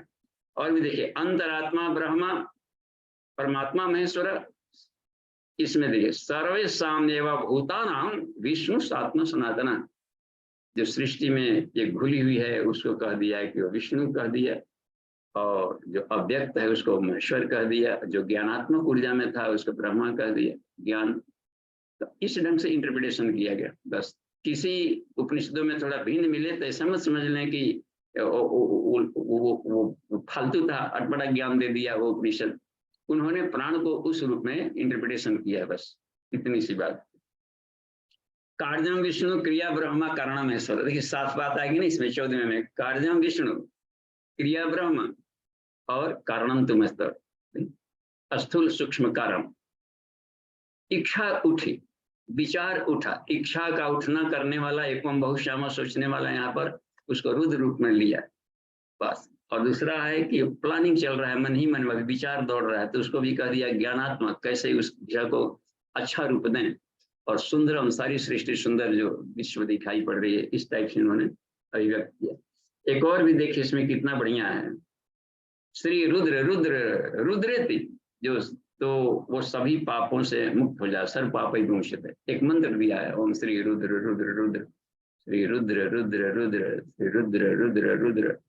एक और भी मंत्र दिया है कि इसको उपासना करने वाले, यानी कि निरंतर प्राण की साधना, चलते फिरते उठते बैठते, इन मंत्रों को, इन शब्दों को बोले या न बोले, इस भाव में रमण करें कि मैं परब्रह्म की एक परब्रह्म का अंश हूं, बस सो हम, सो मैंने परमात्मा, उनका एक अंश हूं, मैं प्राण हूं, दिव्य प्राण हूं मैं, इस तरीके से। तो रुद्र रुद्र क्योंकि मूल कारण मान रहा है इसमें, जो सृष्टि को उत्पन्न कर रहा परब्रह्म को रूप में लिया, तो इसको स्मरण करते चलते फिरते उठ बैठते, बस सर्वेषु कालेषु माम अनुस्मर, ये चल रही है बात। और भी होता है शुचिर्वापी अशुचिर्वापी, पवित्र हो या अपवित्र हो, ऐसा नहीं कि इसमें रोगी हैं, ये हो रहा है, बिछावन पर पड़े हैं या वो हो गया है, किसी भी अवस्था में सड़ गल रहे हो, क्या कर रहे हैं, शुद्ध हो पवित्र हो, नहाए हो मंदिर में हो, सर्वेषु कालेषु शुचिर्वापी अशुचिर्वापी, क्योंकि आत्मा से साधना की जा रही है, आत्मा से परमात्मा को मिला जाए, वो हमेशा शुद्ध है। तो उसमें क्या स्पर्श दोष लग गया, नहीं कहीं होता है आत्मा शुद्ध है मंदिर में है, तो उस देवता कितना कमजोर है जो छुआने से खराब हो गया है, मरीज हो जाता है, वो तो छूने से, छूने वाला न तृप्त होगा उसमें। गंगा जी कहें कि मत छुआओ, तो वही हो, कोढ़ी ओढ़ी हो मत छुआओ, अशुद्ध हो जाएगी। और वो अशुद्ध होते ही नहीं है, वो उनका स्वभाव, वो तो शुद्ध करने के लिए बनी, इसलिए बात है ये वो पवित्र में शुद्ध करने के लिए बनता है, बस ये है क्रम में। तो और देखिए इसमें अब देखिए 16 से देखिए यहाँ पर लिखे 16 आ गया, 17 से लेकर के 25 तक के जो मंत्र हैं, ये सृष्टि के जो ड्यूअल नेचर है उसमें शिव पार्वती, बस शिव शक्ति को देखने का एक दृष्टि दे रहा है, द्वैत भाव न। अब इसमें देखिए समझा रहे हैं यहाँ से, रुद्रो नर उमा नारी तस्मै तस्यै नमो नमः, बस एक एक अर्धाली छोटे छोटे ही मंत्र हैं, पूरा श्लोक बोलना जरूरी नहीं, एक टुकड़ा लिए और उस पर मनन चिंतन कर, इसको अर्धाली कहते हैं, बस आधा ही अपने आप में पूर्ण है, बस इस देखिए रुद्रो नर उमा नारी, जैसे स्त्री पुरुषों का समागम बैठा है, तो उसमें भी देखिए कि दोनों में से कोई बड़ा छटा नहीं, ये नहीं कि यो इसको हम खराब महत्ता दें, उसको कम महत्ता दें, धीरे धीरे लोगों की समझ विकसित हो रही है, तो महत्व देना शुरू किया जा रहा है, दोनों को बिल्कुल समान महत्व की दृष्टि से जब पड़ रही है, क्योंकि वो आत्मा देखेगा तभी समान दृष्टि आएगी, शरीर के बनावट में देखेगा तो भेद दृष्टि आने लगेगी। तो उस दृष्टि को डालना जहां पर दोनों एकत्व आते हैं, एकत्व बैठा हुआ है, बस एको देव सर्वभूतेषु गुणः, एक ही ईश्वर सभी प्राणियों में शरीरों में बैठा है, उस तरह के दृष्टि आंखों से डालने को कहा कि इन्होंने देखा सही, तो वो भेद दृष्टि नहीं करेगा किसी भी तरीके से जीव जंतुओं में भी, उस दृष्टि को विकसित करने को कहा जाता है अक्षुर में चक्षुरस्तु, आंखें तो है लेकिन देखने की शैली नहीं। यहाँ पर भी देखिए इसमें रुद्रो ब्रह्मा उमा वाणी, और ब्रह्मा और उन सरस्वती को देखना है, वाणी माने सरस्वती को, तो दोनों का साथ बनाया गया रहता है, तो एक को शिव जी मान लिया जाए और एक को शक्ति मान ले, शिव है शक्ति है। आगे भी देखिए रुद्रो विष्णु उमा लक्ष्मी, लक्ष्मी नारायण की जय बोल दिए, तो लक्ष्मी जी को यहाँ पर क्या शक्ति मान लिया जाए और विष्णु को वहां पर शिव मान लेंगे, शिव शक्ति का मिलन हर जगह, सीताराम कह दिया गया तो राम को शिव मान लिया और सीता को उनकी शक्ति मान लिया गया। शिव शक्ति का मिलन। तो दो राधे श्याम, हर जगह बात बोली जाए। रुद्र सूर्य उमा छाया, जहाँ सूर्य है तो वहां पर देखिए उनकी छाया को ये कह दिया जाता है कि उनकी शक्ति है। रुद्र सोम उमा तारा, चंद्रमा है तो और तारे गणों को कह दिया है कि उनकी शक्ति। तो यहाँ पर एक और बात बनी, तो ये तो उपग्रह था, हम लोग भौगोलिक बनावट भी डिस्टर्ब कर देता है इसमें। ये आध्यात्मिक चिंतन वाला चंद्रमा है। चंद्रमा का मतलब है शांत किरणें बिखरने वाला। तो शांत किरणें होती है, इसको सोम कह दिया गया। सोम रस सोम, आनंद में शांति में किरणें का। ऐसी किरणों का रिसीवर कौन है? तो सारे तारेगण, जबकि सूर्य से भी बड़े हैं वो सब। चंद्रमा उसके तुलना में ये क्या बात। तो चंद्रमा यहाँ पर रख दिया गया है आनंद में और शांति में, एक प्रकाश की किरणों को कह दिया गया बस। तो यह देखिए उसमें और भी उदाहरण दे दिया गया इन्हीं सब लेके। आगे चलकर देखिए, रुद्रो दीवा कुमार रात्रि। ये गायत्री उपनिषद जब हम लोग पढ़ रहे होंगे उस समय गलाव ऋषि वो पूछ रहे हैं वहां पर जाकर मोदगल्य से कि उसमें है कि सविता का सावित्री। सविता क्या है, सावित्री क्या है? यही बताना शुरू वहां भी आया है कि दिन को हम सविता कहें तो रात्रि को सावित्री कहें। काहे निर्णय। अंजोरिया में भी भगवान की पूजा होती है रामनवमी, और अंधरिया में भी होती है कृष्ण भगवान की पूजा। दोनों एक ही है करने का। तो हम भेद दृष्टि न डालें, अंजोरिया है, कन्हरिया है, कि खरमास चल रहा है, कि उत्तरायण है, कि दक्षिणायन है। उसमें हो गया उत्तरायण हो गया यदि शिव जी तो दक्षिणायन को कह देंगे कि पार्वती होगी। इसमें क्या भेद दृष्टि। कबीर दास ने भेद दृष्टि खत्म किया तो कहा कि चाहे उत्तरायण में शरीर छोड़े या दक्षिणायन में छोड़े, अरे ब्रह्म ज्ञानी कहीं भी जाएगा तो ब्रह्मलीन ही होगा। कुछ गुरुदेव ने भी उसमें बात कही है कि ये क्यों प्रतीक्षा कर रहे थे विस्पितामह। वेदांत दर्शन में लिखा है भाष्य में कुछ गुरुदेव ने कि वो इसलिए गुरु शास्त्र वासना थी, ये शास्त्र की गांठ लग गई थी, अब उसके चलते उनको ये भी पड़ी गई। तो ऐसे लोग जो कहेगा कि संत जो होते हैं वो ब्रह्म हर जगह है, वो ब्रह्म की साधना कर रहे हैं, कहीं से कभी विलीन होगा तो शरीर में चलते फिरते, ये यही से बात है। तो ठीक वही है, गायत्री उपनिषद वाली बातें इसमें कही गई है सब। रुद्रो उमा, देखिए रुद्रो यज्ञ है, उमा वेदी। यज्ञ करेंगे तो उसको धारण करने वाला वेदी भी चाहिए।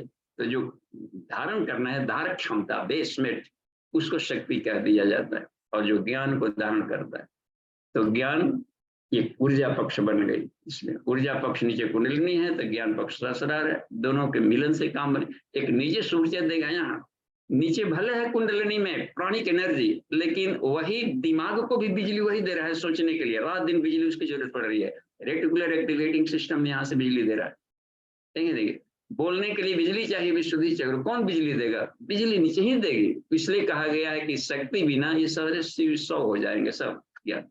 और ज्ञान कौन देगा? यहाँ से दे रहा ज्ञान की कुंडलिनी को ऐसे जगाया जाए। देखिए दोनों मिलकर काम कर रहे हैं। हर दिन हर क्रिया के पीछे आदमी सोचता है कि उठना है, तो उठने के पहले सोचा ना जी ज्ञान, तब जाके क्रिया बन गई। देखिए तो हर ज्ञान और क्रिया जो भूली हुई है हर जगह, केवल क्रिया करेंगे, ज्ञान नहीं होगा तो उल्टा पुल्टा चले जाइए। अब दौड़ रहे हैं, पता नहीं चल रहा है, आंख बंद करके दौड़ रहे हैं तो कहाँ गिरेंगे, ट्रेन आ रही है उसमें कट जाएगा। तो दोनों साथ में लेकर के चलने पड़ते हैं, हर क्रिया के साथ भावना। तब देखिए छोटी सी कर्मकांड बहुत हो जाता है।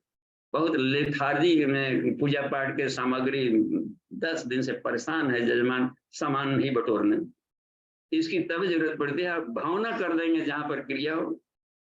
जनक को बताया था जागवल्क्य ऋषि ने, हे जनक अयज्ञ हतो वर्चा। जो गृहस्थ जोगी जीवन में रोज यज्ञ नहीं करता है उसका तेज नष्ट होता है। गजब हाल होगी।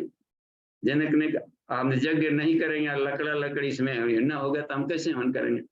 तो उसमें बताया है धीरे धीरे कि जब लकड़ा लकड़ी ना हो, आग ना हो, तो पानी में पानी की आहुति डालो, लेकिन यज्ञ करना मत बंद करो। अब देखिए पानी में पानी, तर्पण को भी यज्ञ माना है। हम श्रद्धांजलि देते हैं, सूर्य भगवान को अर्घ देते हैं, कहाँ से हम लकड़ी को उठा लाते हैं? कोई यज्ञ प्रणाली चल। और वो भी ना हो तो मान लीजिए हम मरुभूमि में चल रहे हैं जहाँ पानी वगैरह कुछ ना मिले, तब कैसे यज्ञ करें? तब कहा कि हे जनक आप बहुत ही उत्कृष्ट चिंतन वाले हैं, तब परमात्मा के अग्नि कुंड में आत्मा की आहुति डालें। देखिए नाम ध्यान को इसमें कहा गया। जप यज्ञों कहा, यज्ञ नाम जप यज्ञ, उसमें सभी यज्ञों में मैं ध्यानात्मक यज्ञ तो यही इसमें रह गई बात नहीं कि इसमें रह गया है रुद्रो वहनी उमा स्वाहा, आहुतियां डेल रहा है अपने ज्ञान को, यज्ञ को वहां गीता में उसको भी यज्ञ लिया है, केवल सकल को नहीं, प्राण में अपान की आहुति, अपान में प्राण का आहुति, देख रहे हैं इसमें करने का मिलन, यह कह दिया गया है। आगे चल करके देखिए रुद्रो गंधा, अच्छा और भी देखिए रुद्रो वेद उमा शास्त्रम तस्मय तस्यै नमो नमः, तस्मय आ गया है इसमें, उसको वो डोमिनेंट है उसके लिए, और जो रिसेसिव है उसके लिए तसी आ गया, स्त्रीलिंग शब्द के आ गया। रुद्रो वृक्ष लता उमा, बल्ली वृक्ष है तो उसके साथ बल्ली भी चढ़ रहे हैं, ये सब गिलोय है, देखिए नींव पर चढ़कर कितना औषधीय गुण बढ़ा देता है। तो रुद्रो गंध उमा पुष्पम, फूल है तो इसको कह दिया कि उमा हो गई, और उसके भीतर का जो गंध है वो शिव जी है। वाह, एकत्व दृष्टि, कितना आनंद आ जाता है। तो यही सब ब्रह्म ज्ञान दिलाएगा, आत्म साक्षात्कार करने का और दूसरा चारा नहीं है, एकत्व लाइए, एकत्व। सत सृष्टि में एक ही तत्व को हम लोग मेन वर्णन देखें। रुद्रो अर्थ अक्षर सो, अक्षर स उमा, सोमा शब्द का गया, तो अर्थ होते हैं, अर्थ को धारण कौन करता है, अक्षर करता है, हर अक्षर के भीतर में कुछ और, ओम है, ओम एक अक्षर है, गिरामस्मेक अक्षरम, उच्चारण किए जाने वाले अक्षरों में मैं ओम, ओम एक बात उसमें कह दी एकम अक्षरम को, तो ओम के सेवरल मीनिंग्स, अनंत अर्थ होता है, one of them is welcome to God, ईश्वर। ओम के अनंत अर्थ है, एक अर्थ होता है ईश्वर आपको प्रणाम है, अनंत अर्थ कह दिया। तीन अर्थों को कौन धारण कर रहा था, अक्षर धारण कर रहा था, तो इसको कह दिया कि एक रुद्र है और दूसरी उमा हो गई। रुद्रो लिंगम उमा पीठम, देखिए ज्योतिर्लिंग वाली बात आई यहाँ पर, जो लिंग है ऊपर वाला उसको शिव जो है, उसको धारण करने के लिए जो अर्घा बनाया जाता है वो पूरी प्रकृति का सिंबल बनता है वो, तो ये रह गई इसमें। आगे चल करके देखते हैं सर्वदेवात्मकम रुद्रम नमस्कुर्यात् पृथक पृथक, इसी तरीके से सभी देव शक्तियों को, डिवाइन एनर्जियों को हम अलग अलग प्रणाम करें।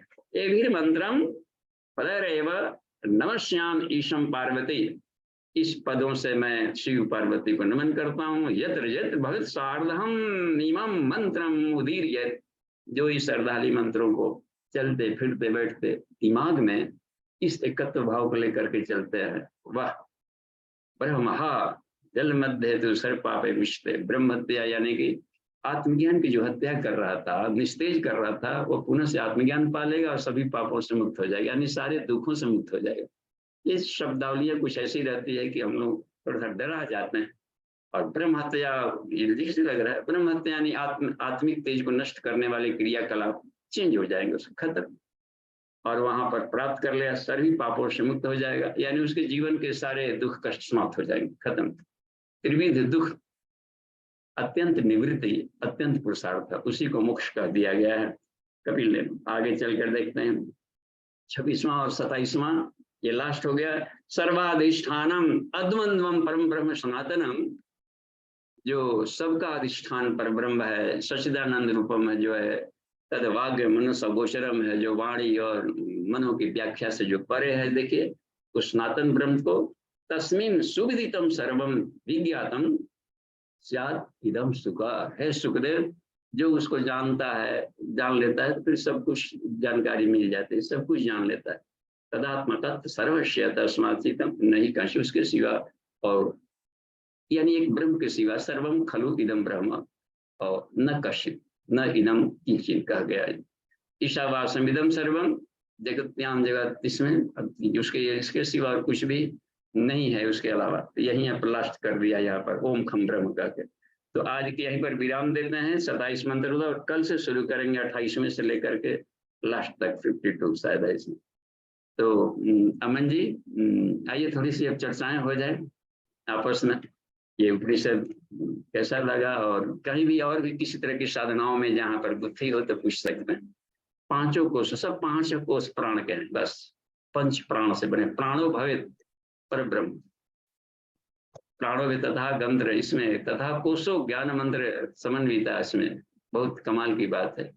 ये प्राण ही 5 कोश में बदले हैं। तो प्रश्नोत्तरी कहीं से हैंड रेज करके पूछी जा सकती है, हम लोग खुलकर चर्चा करें, किसी भी तरह के दिमाग में वहां चल रहा हो तो।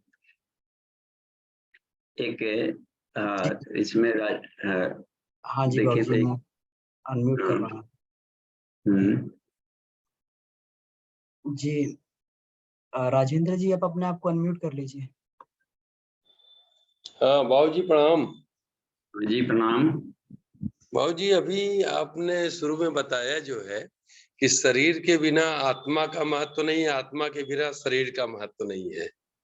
फिर हम बार बार ये मनन क्यों करते हैं कि मैं शरीर नहीं हूँ, आत्मा हूँ। हाँ देखिए तो पकड़े हैं। अब इसमें हम मैं शरीर नहीं आत्मा हूँ कहेगा कि आत्मा को कष्ट नहीं होता है।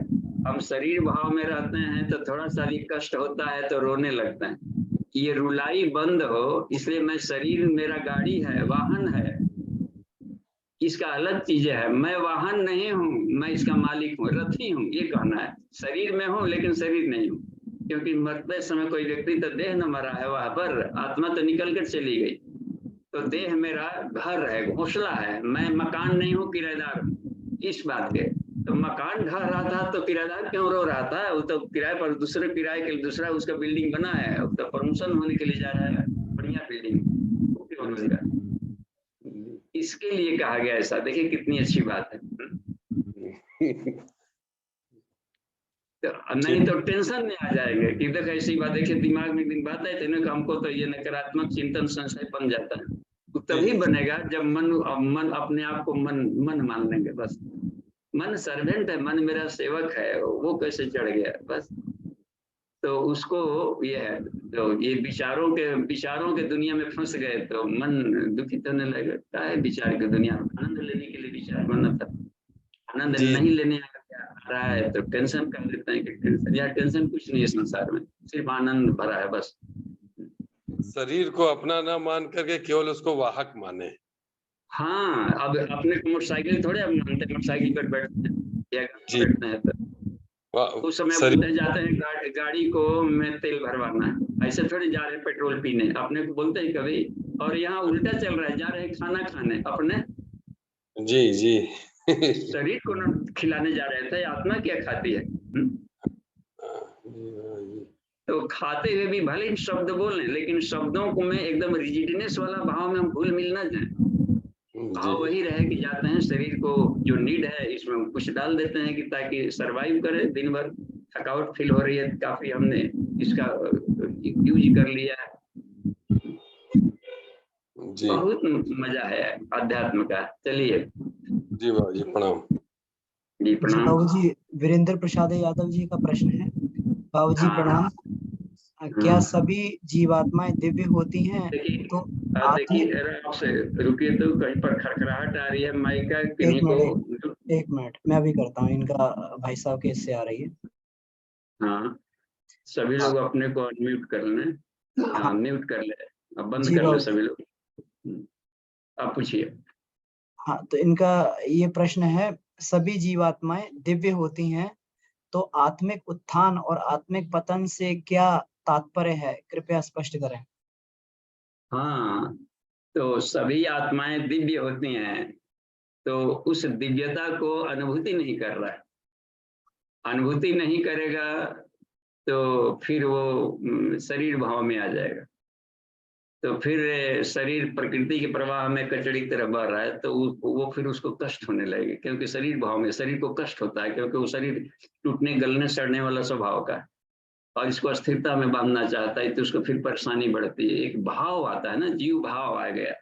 तो आत्मा को जब तक से मैं जीव नहीं हूँ, शिव हूँ और मैं अजर हूँ, अमर हूँ, इस भाव में रहेगा तब दिव्य कहलाएगा। बस इसके अलावा कुछ और भी सोच लिया, मैं कुल हूँ, गोत्र हूँ, जाति स्त्री हूँ, पुरुष हूँ, ब्रह्मा हूँ, विष्णु हूँ, पक्षी हूँ, कुछ भी इसके अलावा कुछ भी मान्यता बना ली तो अहंकार कहलाएगा। अहम जब आकार बना लिया है, जबकि वो निराकार है ना, वो आकार वाला ही नहीं आत्मा, उस आकाश से भी भूला हुआ हर जगह, इतना बड़ा बॉडी है, आपने उसको बाउंड्री में बांध दिया। तो यही दुख का कारण होता है कि अपने आप को बराबर फील करो कि तुम सर्वव्यापी सत्ता, तब दिव्य कहलाएगा। हाँ को ओढ़ लिया तब दिव्य नहीं कहलाएगा, तब जीव कहलाने लगेगा। वहां पर दिव्य आत्मा शब्द का प्रयोग नहीं होगा, दिव्य कह दिया जाता है। ब्रह्मर्षि बनेगा तब उसका आनंद आ जाएगा। कबीर बन गया तो आनंद आ गया उसको, बस सब जगह उसमें देखा, हंस हंस देखूं, वाह खुले नयन से। तो लगता है कुछ स्पष्ट हुआ होगा जी। जी जी बाबूजी। सुभद्रा दीदी जी अपना प्रश्न पूछिए आप। हाँ बाबूजी प्रणाम। बाबूजी ऐसा जैसे बोले कि आत्मज्ञान का नष्ट होना ब्रह्म ज्ञान है, तो कहते हैं कि राम जी जब रावण का अंत किए थे तो उनको ब्रह्म हत्या का पाप लगा था और गौतम ऋषि को गौ हत्या का, तो ये क्या है बाबूजी? वो तो आपने कह दिया कि पाप लगा था, और उनको या कुछ लोग की बाली को मारे थे तो उनका पाप लग गया, श्राप लग गया, और वहां कर करे। तो ये जो होती है घटनाक्रम में, ये सब शरीर भाव में होती है, पदार्थ जगत में होती है, और वो इससे परे थे, इसलिए कोई उनको दिक्कत नहीं आई। जैसे जो परे भीष्म पितामह का भी एग्जाम्पल हम लोग ले लें, उनको मालूम था, उनको पिछले जन्मों को देखने की शक्ति मिल गई थी गायत्री साधना से। ये जो सामने वाला शिखंडी है, ये अम्बा है किसी पूर्व जन्म वाले, और उसका क्रोध शांत करने के लिए ही आई हुई है, और यही माध्यम बनने जा रही है। तो इस तरीके से उन्होंने वहां पर कहा कि ठीक है, और तो हम तो अपना किए हैं, तो इसी से मिलता ही मिला कि जब सामने समझ गए कि वो तुम अपना कर्ज उतार लो बस, तो वो भी अपना कर्ज उतार लिए। तो देख कहाँ उनको कष्ट हो रहा था, तो राम जी को कष्ट नहीं होगा। उन लोग तो शरीर को हो रहा है, तो शरीर के परिवर्तनों से वो लोग परे, बिल्कुल अलग हैं करने का। हम लोग शरीर भाव में रहते हैं तब हम लोग कष्ट होता है, जो शरीर भाव में जी रहा है तो उनको अपने ही जैसा व्याख्या कर देता है, मंडित कर रहा है। अब किसी साधु संत महात्मा कहीं पर हो गया है दुख कष्ट, आदमी कहता है कि देखिए उसको पापी। तो वहां पर ये जवाब नहीं कि शारीरिक, वो भी सिखाते हैं कि यदि ऐसा जीवन जिया जाए तो निरोग रहा जा सकता है। बुद्ध का भी, किसी का भी जीवन देखिए, तो पाप चढ़ लग गया था तो कथा कहानी बनाने वाले ने कह दिया, उसको हम ब्रह्मा की वाणी क्यों मान लें? जो शास्त्र लिखा उन्होंने अपने भाव से लिख दिया।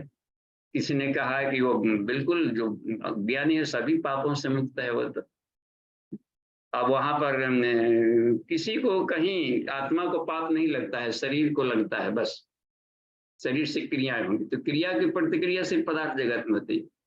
आत्मा पर बस न लिपते पुण्य पाप से शुद्ध है, वो तो शुद्ध है, वह पाप पुण्य तो वहां पर छू नहीं सकता उसको। इसलिए कहा कि आत्मज्ञान को हम जाने। तो फिर बोले उनको प्रायश्चित करना पड़ा, मतलब 24 का। देखिए दीदी, दूसरों को जी करके दिखाना पड़ता है कि इस तरीके से रास्ते से चलने पर घाटा होता है, चाहे हम हो या कोई हो। तो महापुरुष लोग भी जानबूझ करके एक सरल रास्ता अपनाते हैं, सामान्य जीवन की तरह में। कि लोग ऐसा नहीं कहते हैं कि आप भगवान हैं इसलिए आपको ऐसा नहीं हुआ, सामान्य जीवन जीते हैं कि यदि ऐसा हो गया है तो ऐसे प्रायश्चित कर लेना चाहिए। प्रायश्चित करने होता है, इसलिए एक चीज चंद्रायण तपस्या की रखी गई, पापों का प्रायश्चित। जो भूल हो गई है, कुछ ऐसे इंद्रियों से कुछ ऐसे भूले हो गए हैं जो न रखते बन रहा है ना उसको उगलते बन रहा है, तो क्या करे उसको, उसको ब्लैक होल में डालकर रिसाइकलिंग में डाल दे। तपस्या वही काम करता है, उसको रूपांतरित कर डालता है, तो धो डालता है, तब से गला डालेगा। तो प्रायश्चित कमाल की चीजें हैं।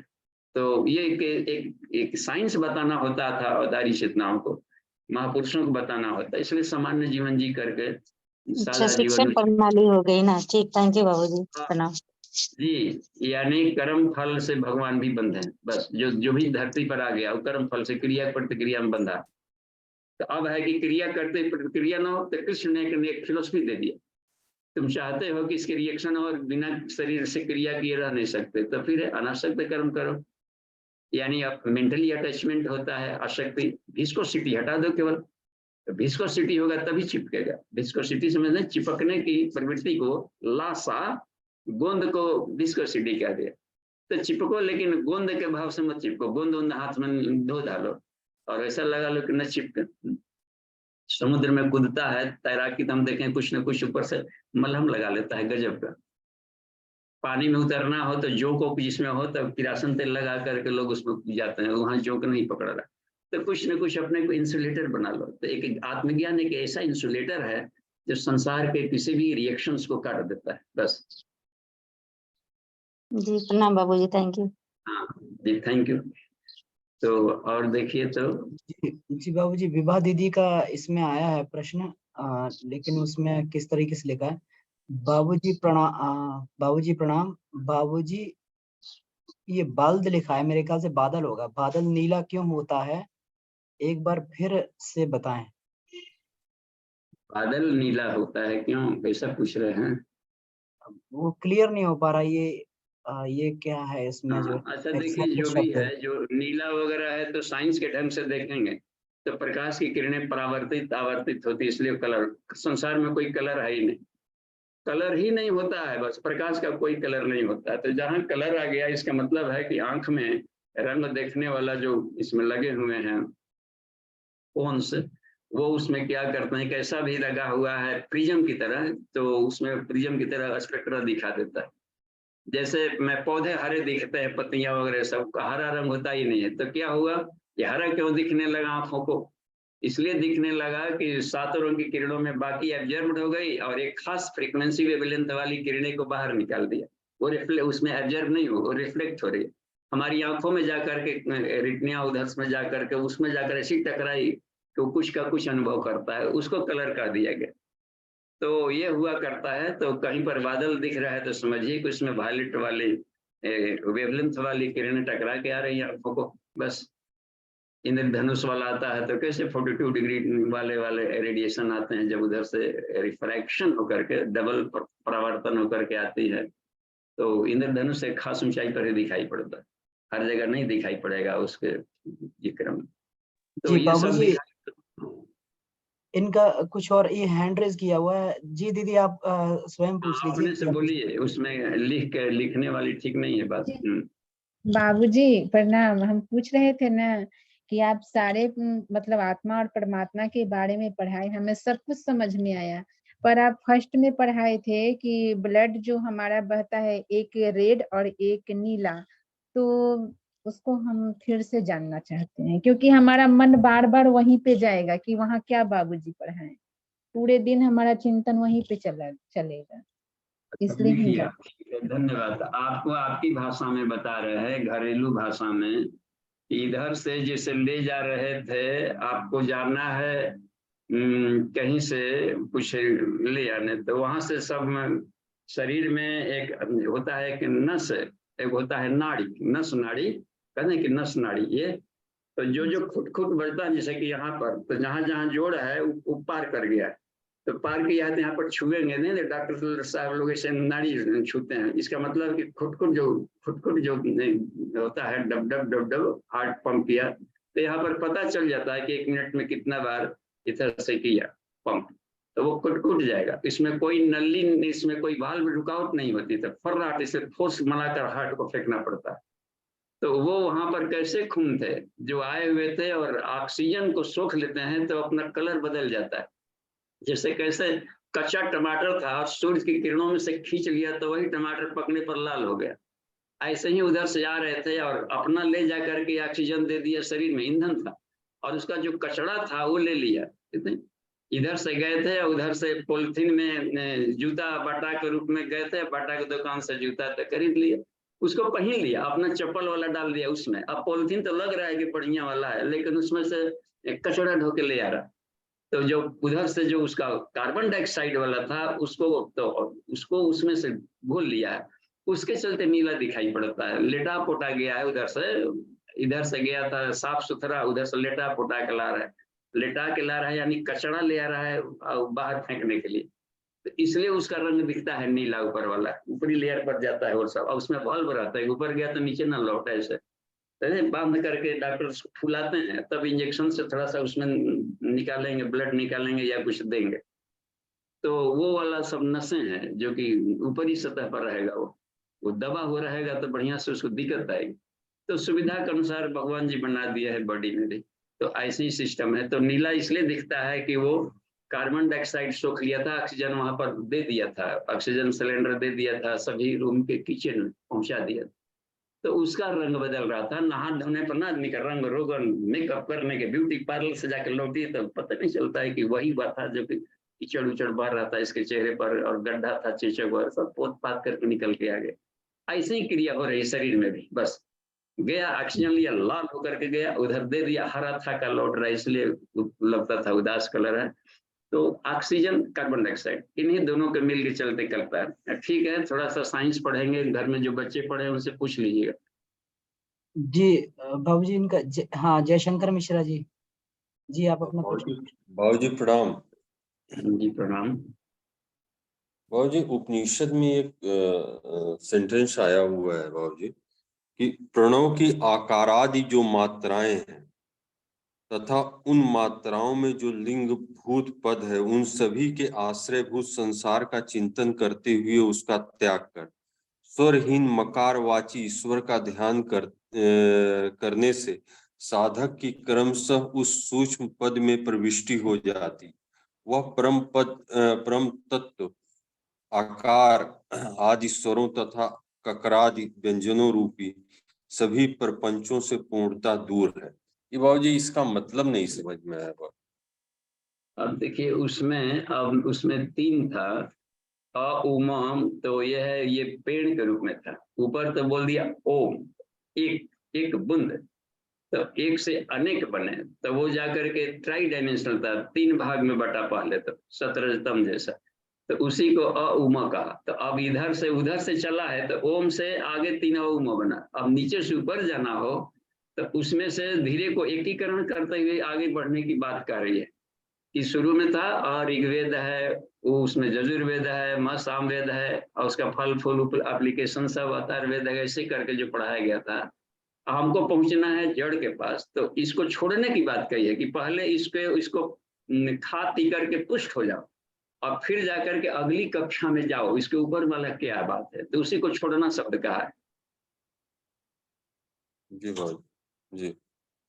हाँ, वो स्कूल कब आदमी छोड़ता है? पास कर लिया तो छोड़ता है फॉर हायर एजुकेशन। तो फॉर हायर एजुकेशन के लिए तुम अपनी जर्नी को आगे बढ़ाओ, तो पिछला कदम हटता छोड़ेंगे तभी आगे बढ़ेंगे। जी बाबू जी इसमें प्रणव का क्या अर्थ है बाबू जी? प्रणव कहलाता है, पुल को कहते हैं, पुल सेतु, यानी आत्मा से परमात्मा को जुड़ने वाला एक फोनेटिक साउंड, एक ऐसा चिंतन, इसको कहेंगे प्रणव। पुल, इस पार से उस पार जाने वाला पुल, तो पुल को प्रणव कहते हैं। ठीक है बाबू। प्रणव, हाँ, प्रणय हो गया जोड़ना, जी दोनों को जोड़ना, सेतु है वो। जी। प्रणय प्रणय बन गया है, परिणय प्रणय सब धीरे धीरे बनते जाता है। प्रणव ओम, तो उस जी जी ओम को नमस्कार करते, दोनों मिलाकर प्रणाम बन गया। जी बाबू जी इसको इस रूप में समझ सकते हैं जैसे सत्य रस तम का जो है जो उसके मूल तत्वों को का जो है चिंतन करते हुए बाद में फिर एकाकार उसको जो है इन तीनों से परे हो जाना। हाँ, तो अब ये परब्रह्म को पा लेगा, जी तब समत्त हो गया। अब तीनों को से घृणा नहीं करना है, ग्रंथि भेदन जो करना था विज्ञान में कोर्स में, सतरजतम, ज्ञान, धन और शक्ति, इन तीनों को बराबर रिस्पेक्ट दें हम। एक ब्रह्मा, एक विष्णु, एक शिव जी है, कमोबेश रहेगा तो गांठ बनी है बस। किसी भी देवता की हम पूजा करें, खूब करें, मन लगाकर कर रहे हो, लेकिन वो गांठ नहीं बनने पावे कि अन्य देवता को से दूरी बढ़ा लिया। अब देवता के माध्यम से मान लीजिए कोई वैसा भक्त हो जो किसी खास देवता की गांठ बन गई है, बस तो फलाना भक्त है, हमारे इष्ट फलाना है, नहीं हो जाता है कि मेरा इष्ट ये है, मैं उसका उसी का जो गांठ बन गई है, तो उस गांठ को कैसे फोड़े? और सरल तरीका है, उनकी गांठ गांठ को ही बड़ा कर दीजिए, गांठ को टाइट ना करें, गांठ को ही बड़ा कर दे। अब उसमें देखें कि जिस देवता की हम पूजा करते हैं, जिस हनुमान जी का और जिस कृष्ण का हम पूजा कर रहे हैं, तो उनके हृदय में सारा अनंत देवतागण उनके हृदय में विराज रहे, तो भी तो हो गया, थोड़ा सा गांठ बड़ा कर दिया तो भी एक तत्व आ गया। जी जी मूर्ति पूजा कर रहा है तो क्या प्रॉब्लम है? मूर्ति के भीतर में सारा ब्रह्मांड को देखे तो उसके लिए मूर्ति नहीं कहलाएगा, वो पूरे ब्रह्मांड को देख रहा है बस। तो अणु में विभू जी बाबू देखा जा समझ में सकता आया। है बस। हाँ, एकत्व लानी है, उसको पानी है, मूल सत्ता को। ठीक है, जी बाबू जी तो प्रणाम। और जी प्रणाम। तो और कहीं से कोई जिज्ञासाएं कहें या अपने साधना का अनुभव कर सकते हैं। मान लीजिए कोई प्रश्न नहीं है तो अपनी आत्म साधना के अनुभव को कह सकते हैं ताकि दूसरे लाभ ले सके। जी बाबूजी, इसमें जैसे ये कहा गया है कि प्राण में ही ये सारे समाहित हैं, पूरा जो हमारे वेद प्राण में समाहित हैं, ऋषि सब प्राण में समाहित हैं, तो फिर इनका प्रकटीकरण कैसे होता है प्राण में से? अब देखिए प्राण का प्रकटीकरण कैसे होगा, ठीक है। प्राण में से और इनका प्रकटीकरण कैसे होगा? वेदों का और ऋषियों का है, इसमें प्रकटीकरण कैसे होगा? अब ऐसे देखिए, प्राण के प्रकटीकरण को एक होता है, ये बता कि जब सृष्टि में कुछ नहीं था तो क्या क्या था। मैं उसमें पूछ रहा है, उपनिषद का एक जिज्ञासु पूछ रहा है कि जब कुछ भी नहीं था तो क्या था। तो इन्होंने कह दिया कि जब कुछ नहीं था तो ऋषि थे। अब और टेंशन हो गया, और ऋषि थे, कहा कि जब कुछ नहीं था तो कौन थे, तो ऋषि थे। तो फिर पूछ रहा है कि ऋषि क्या है, तो प्राण को ऋषि कहते हैं, खत्म है। तो प्राण है, देखिए ऊपर है ना, ज्ञानेंद्रियों में 7 वेराइटीज का बन रहा है। 2 आंखों में अलग अलग ढंग के रेडिएशन निकलता है, प्राण है। कानों में अलग अलग ढंग के, 2 भले एक जैसा दिख रहा है लेकिन अलग अलग ढंग के ध्वनियां अपना रिसीव करते हैं ना। एक स्पीकर होता है स्टीरियो सिस्टम, तो दोनों साउंड करने वाला। तो ऐसे ही है 2, ऐसे ही फालतू नहीं है कि काम ले लिया। दोनों नाक हैं तो अलग अलग ढंग, देखिए गर्म है कि ठंडा करंट है, एक वाड़ी बन गई है दोनों कमरे। तो 7 मिला करके तो इसी 7 को ऋषि कह दिया जाता है। आंखों में जैसे विश्वामित्र और जमदग्नि को रख लिया, कानों में गौतम भरद्वाज को मान रखा था, कश्यप और वशिष्ठ को ईड़ा पिंगला में रखा, और मुख में अत्रि को रखा। तो ये ऋषि है, प्राण को ही कहा गया। तो 7th डायमेंशनल सृष्टि बनी है। अब देखिए कि प्राणों की उत्पत्ति से ये वेद कैसे बने। तो प्रश्नोपनिषद में पिपलाद ऋषि इसका उत्तर बता रहा है। सबसे पहले आत्मने से प्राणो जायते, हो गया प्राणात श्रद्धा। देखिए दूसरा तत्व कैसे प्राण से बना है, वेद तक पहुंचा। श्रद्धा खंग, आकाश बनता है, वो बाई प्रोडक्ट निकल रहे हैं उसमें से। प्राण ही अवक्षेपण की प्रणाली शुरू कर दिया है।